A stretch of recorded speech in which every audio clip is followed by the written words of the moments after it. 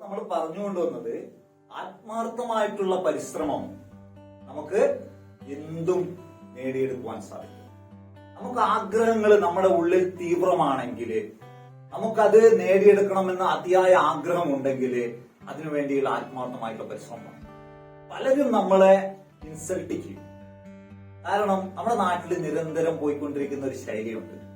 അതല്ലാതെ വ്യത്യസ്തമായിട്ട് നമുക്കറിയാം, നമ്മുടെ നാട്ടില് ഒന്ന് മുടി വെട്ടിയാൽ, നമ്മുടേതായ രീതിയിൽ ഒന്ന് മീശ വെച്ചാൽ, അല്ലെങ്കിൽ നമ്മൾ എന്താണോ ഒരു ഷൂസ് ധരിച്ചാൽ, അല്ലെങ്കിൽ ഒരു ഷർട്ട് നല്ല കളർഫുൾ ആയിട്ടുള്ള ഒരു ഷർട്ട് ധരിച്ചാൽ, ഇതൊക്കെ മറ്റുള്ളവരുടെ ഇടയിൽ ഒരു ചർച്ചാ വിഷയമാണ്. കാരണം അവർക്ക് വേറൊന്നും ചർച്ച ചെയ്യാനില്ല. അവർ മറ്റുള്ളവരുടെ ജീവിതത്തിലെ ഇതുപോലെയുള്ള കാര്യങ്ങൾ ചർച്ച ചെയ്ത് അവരുടെ ജീവിതം തീർക്കുകയാണ്. നമ്മൾ ഇതൊന്നും ശ്രദ്ധ കൊടുക്കണ്ട.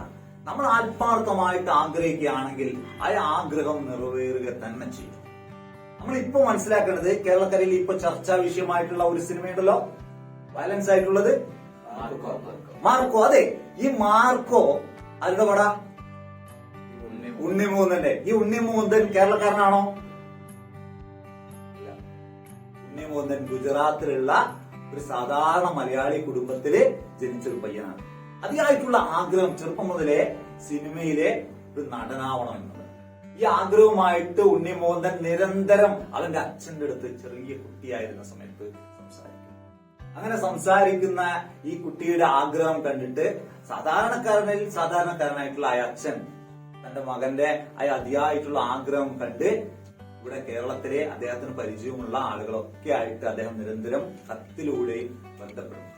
അങ്ങനെ ബന്ധപ്പെട്ട് കുറച്ച് ഒരു പ്രായമൊക്കെ ആയപ്പോ ഈ പയ്യനെ കേരളത്തിലേക്ക് അയക്കുകയാണ്.